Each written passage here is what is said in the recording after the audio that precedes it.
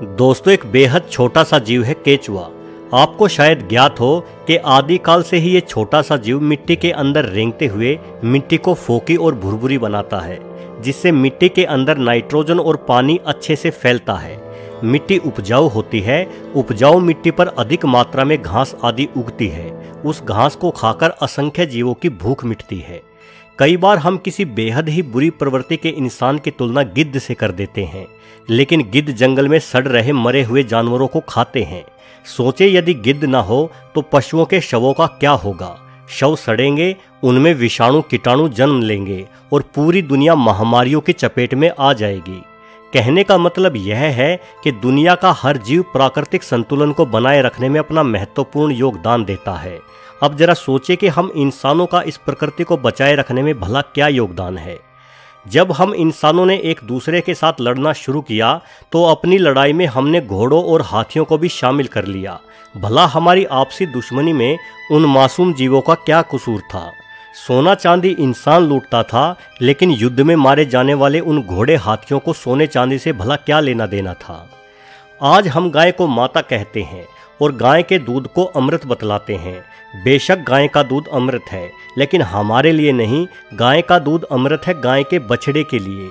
आप गाय को माता कह सकते हैं, लेकिन क्या गाय भी आपको अपना बेटा मान सकती है, जबकि आप उसे खूंटे से बांध कर रखते हैं और जो दूध उसके बेटे यानी बछड़े के लिए था उसे खुद पी जाते हैं। हमने खेती करना सीखा और अपने साथ बैलों को भी इस कार्य में शामिल कर लिया, लेकिन बैल तो पहले भी घास फूस खाकर अपना पेट भर ही रहा था। उसे क्या लेना देना आपकी खेती और आपके व्यापार से। ऊपर से जब वो बैल बूढ़ा हो जाता, हल खींचने के लायक नहीं रहता, तो हम उसे कसाई के सुपुर्द कर दिया करते थे। हमने आवागमन के साधन के रूप में तांगों का प्रयोग शुरू किया। अब किसी को दिल्ली से लखनऊ जाना होता तो तांगे में जुड़ा घोड़ा उस तांगे को घसीट कर ले जाता, लेकिन दिल्ली के उस घोड़े को भला लखनऊ से क्या लेना देना। उसे तो ये भी नहीं पता होता कि उसे किस दिशा में जाना है। बस जिस दिशा में घोड़े की लगाम खींचकर उसके पीठ पर चाबुक बरसा दिए जाते, उसी दिशा में घोड़ा दौड़ लगा देता। वैसे वर्तमान में विज्ञान के दम पर हमने इंजन बना लिए हैं, जिस वजह से हमारे चाबुक को अपनी पीठ पर झेलने वाले जानवरों की दर में कमी आई है। लेकिन हमने ईंधनों के रूप में कोयले या डीजल आदि का प्रयोग शुरू किया और पूरे वातावरण को दूषित करना शुरू कर दिया।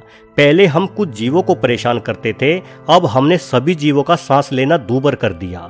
हमने अपने रहने की जगह को फैलाने के मकसद से जंगलों को उजाड़ना शुरू किया, जिससे करोड़ों जीवों का घर छिन गया।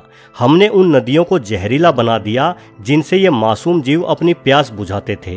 हमने मोबाइल टावरों द्वारा रेडिएशन फैलाया। हर जगह कान फोड़ू कारखानों, लाउड स्पीकरों, इंजनों से ध्वनि प्रदूषण फैलाया, जिससे हमारे घरों के आसपास अपना घोंसला बनाकर अपने बच्चों का पालन पोषण करने वाली गोरैया नामक छोटी सी चिड़िया न जाने कहाँ गायब हो गई। इन तमाम तर्कों से क्या पता चलता है?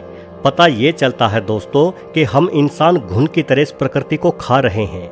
देखा जाए तो प्रकृति की नज़र में हम इंसान एक वायरस के समान हैं, जो लगातार पृथ्वी को बीमार कर रहे हैं। जिस तरह से बुखार आने पर हमारे शरीर का तापमान बढ़ जाता है, उसी तरह से पिछले 100 सालों के दौरान हम इंसानों द्वारा किए गए प्रदूषण के कारण ग्लोबल वार्मिंग के प्रभाव के चलते पृथ्वी का तापमान 2 से 3 डिग्री सेल्सियस बढ़ चुका है।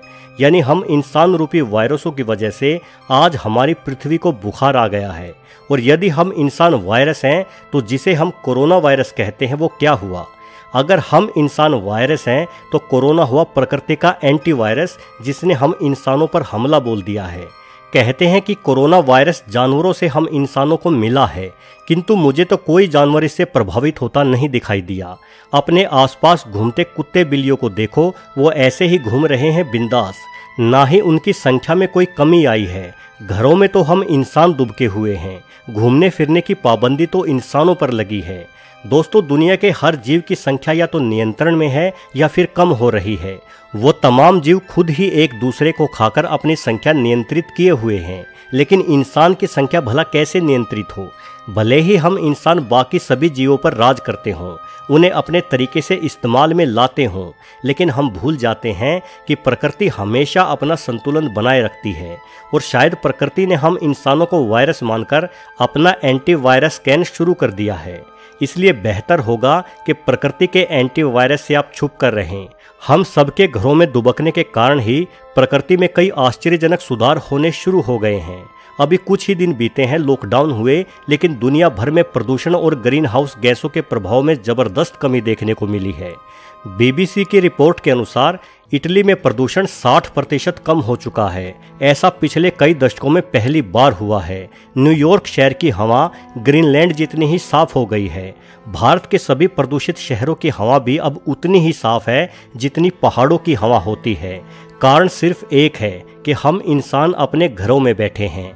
आप रात को आसमान की तरफ देखना, आप महसूस करेंगे कि तारे पहले की तुलना में ज़्यादा चमकदार और संख्या में अधिक दिखाई पड़ रहे हैं। दिन के समय आप अपनी छत पर खड़े होकर देखोगे तो पाओगे कि अब आप पहले की तुलना में ज़्यादा दूर तक देख पा रहे हैं। इन सब का कारण प्रदूषण कम होना ही है। और आने वाले दिनों में हवा और भी ज़्यादा साफ होगी, आपको तारे और भी ज़्यादा बेहतर दिखाई देंगे। तब तक शायद खुद को साफ पाकर प्रकृति अपने एंटीवायरस प्रोग्राम को भी विराम दे दे। दोस्तों, कोरोना कहाँ से फैला, क्यों फैला और कब फैला, इन सब सवालों को आप अपने दिमाग से निकाल दें।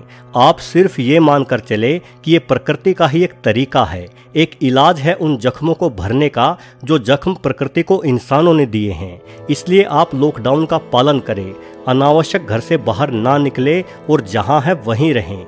कुछ दिन ठहर जाओ, ये कोरोना खुद ही समाप्त हो जाएगा। इतिहास में अनेकों बार घातक महामारियां फैली हैं, कोरोना से भी बहुत बड़ी महामारियां।